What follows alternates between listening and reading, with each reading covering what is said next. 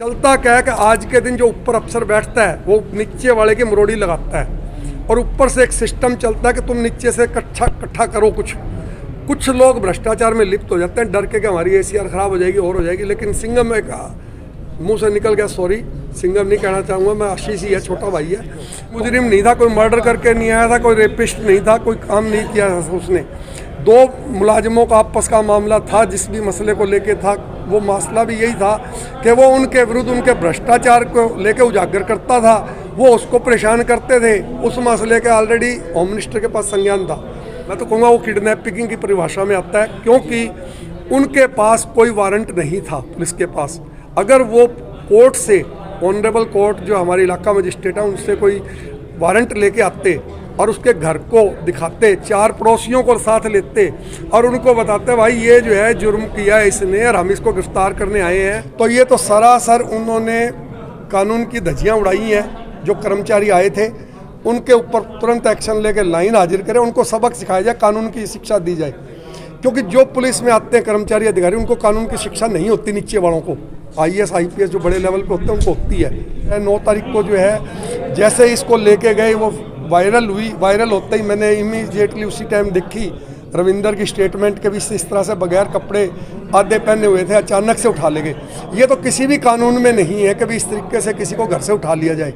ऐसा है कि आशीष भाई जो हैं पानीपत गांव मंडी से जो हैं, ये जनता की आवाज़ उठा रहे थे। जनता जो भ्रष्टाचार से त्रस्त है बहुत बुरी तरह से, सभी जनता चाहती है, जितने भी लोग हैं आप देख रहे हैं जगह जगह पे भ्रष्टाचार फैला हुआ है। उस भाई को जब भी पता लगता था कि किसी भी गरीब के साथ, किसी भी के साथ कोई अन्याय हो रहा है या कहाँ भ्रष्टाचार हो रहा है, तो उसकी वीडियो भी बना लेता था वो, और कोई सबूत आ जाते थे तो वो दूसरी जगह भी जाके आवाज़ उठा देता था।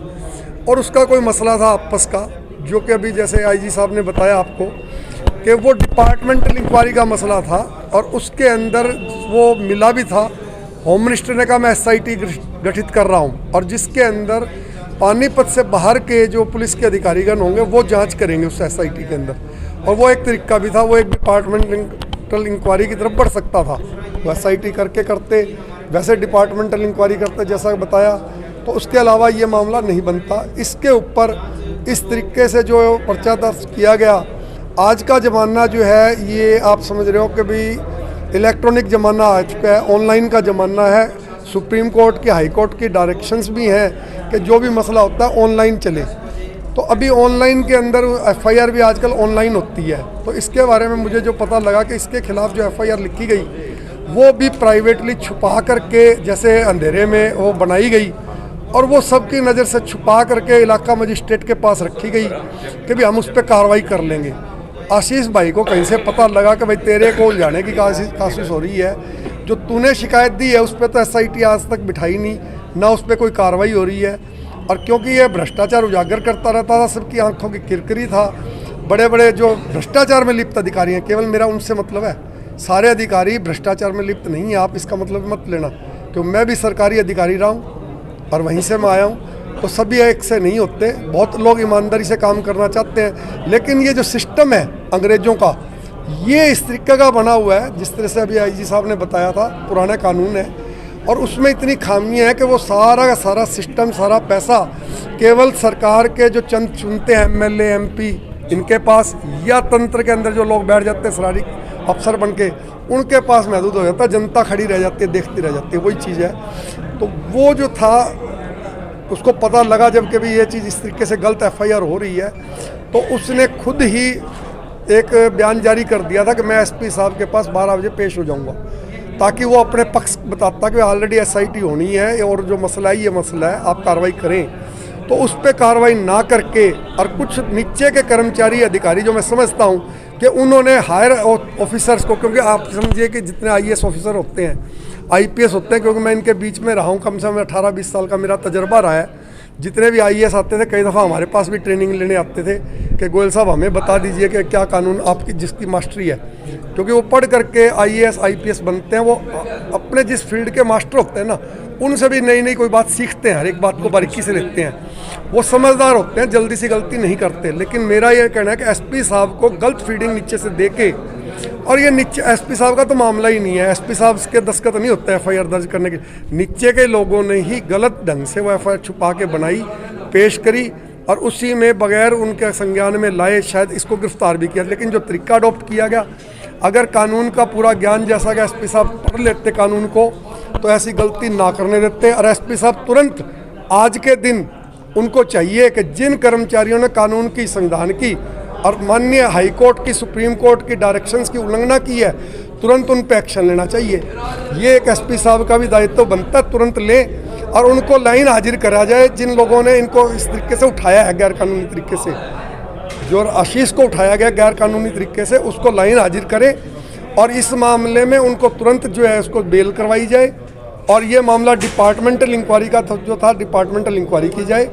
और जो भाई पत्रकार और जो समाज सेवी लोग उसकी आवाज़ को उठा रहे थे और दिखा रहे थे, उनको जो मौके पर नहीं भी थे उसके बावजूद उन पर इल्ज़ाम लगाना कि हाईवे जाम हुआ, जबकि ऐसा हाईवे जाम नहीं हुआ। मेरी भी जानकारी है, मुझे भी पता लगा, ये जो है 9 तारीख को जो है जैसे इसको लेके गए वो वायरल हुई। वायरल होते ही मैंने इमीडिएटली उसी टाइम देखी रविंदर की स्टेटमेंट के भी इस तरह से बगैर कपड़े आधे पहने हुए थे, अचानक से उठा ले गए। ये तो किसी भी कानून में नहीं है कि भी इस तरीके से किसी को घर से उठा लिया जाए। तो ये तो सरासर उन्होंने कानून की धज्जियाँ उड़ाई हैं। जो कर्मचारी आए थे उनके ऊपर तुरंत एक्शन लेके लाइन हाजिर करें, उनको सबक सिखाया जाए, कानून की शिक्षा दी जाए। क्योंकि जो पुलिस में आते हैं कर्मचारी अधिकारी, उनको कानून की शिक्षा नहीं होती। नीचे वालों को IAS IPS जो बड़े लेवल पे होते हैं उनको होती है, जैसा IG साहब ने बताया उनको होती है, लेकिन उनको गुमराह कर दिया जाता है। उनको सही यथार्थ जो बातें होती हैं ना असली, वो छुपा ली जाती हैं। सर आशीष के ऊपर जो धाराएं लगाई गई हैं करीब आधा दर्जन से ज़्यादा धाराएं। देखो मैं अभी वो जायज़ और कौन सी नाजायज़ है? ऐसा है, ये सारे तथ्य जो है एक एक चीज़ जो है धारा को देखना और को देखना, वो सारी धाराएं लगा तो किसी के पे कोई भी दो, ऐसी कोई हीनियस क्राइम की धारा उसके ऊपर नहीं लगी कि जिसके अंदर जो तरीका अडॉप्ट किया गया उसको गिरफ्तार करके ले जाने का या उसको किडनैप करने का, मैं तो कहूँगा वो किडनैपिंग की परिभाषा में आता है। क्योंकि उनके पास कोई वारंट नहीं था पुलिस के पास।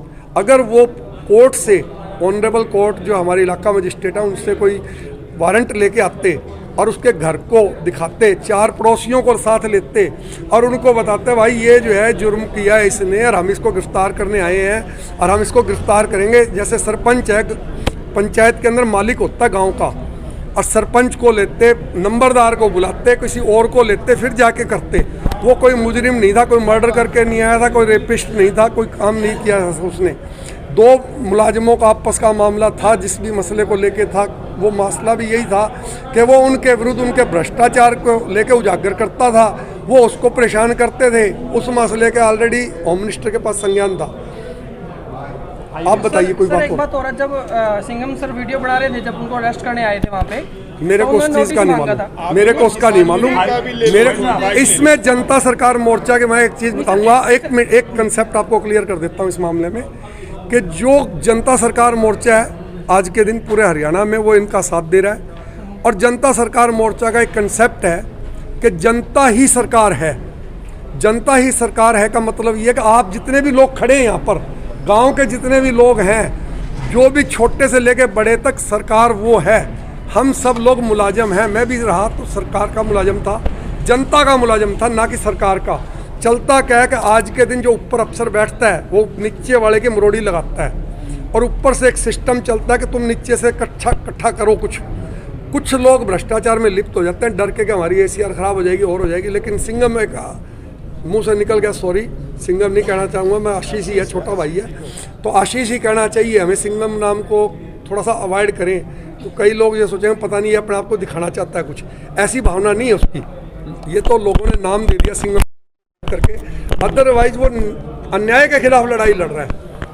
हाईवे जाम को लेकर आधा दर्जन धाराएं लगा दी गई हैं। देखो गैर कानूनी है, वो एक रिकॉर्ड की सारी चीज़ें हैं और जिन्होंने लगाई है उनको ये कोर्ट में साबित करना पड़ेगा कि भी ऐसे ये चीज़ें हुई। मुझे जो पता लगा है कुछ मेरे पत्रकार भाइयों का कि वो वहाँ पे थे ही नहीं, मौके पे घर पे थे, कोई कहीं पे था। क्लियर कर दूं आप, अभी IG साहब वाला सिस्टम है ना आपका, वो पुलिस का एक एकाधिकार है। अभी वो जैसा भी चाहे अपनी कंप्लेंट लेकर के अपनी धाराएं ऐड कर देती हैं। उन धाराओं से कोई धाराओं को, ठीक कह रहे हैं गोयल साहब कि उसे कोर्ट में सबूत देना होता है। अब वो जो तफ्तीश करेंगे उस तफ्तीश में क्या सबूत देंगे? आप डकैती की धारा लगाओगे, आप चोरी की धारा लगाओगे, आप सरकारी काम में रुकावट की धारा लगाओगे, यही धारा लगा सकते हो ना। उनको प्रूव तो करिए उसने क्या डकैती की, क्या चोरी की, क्या भ्रष्टाचार किया और क्या सरकारी काम में बांधा डाली, जब वो खुद कह रहा है कि भी मैं तो आऊँगा।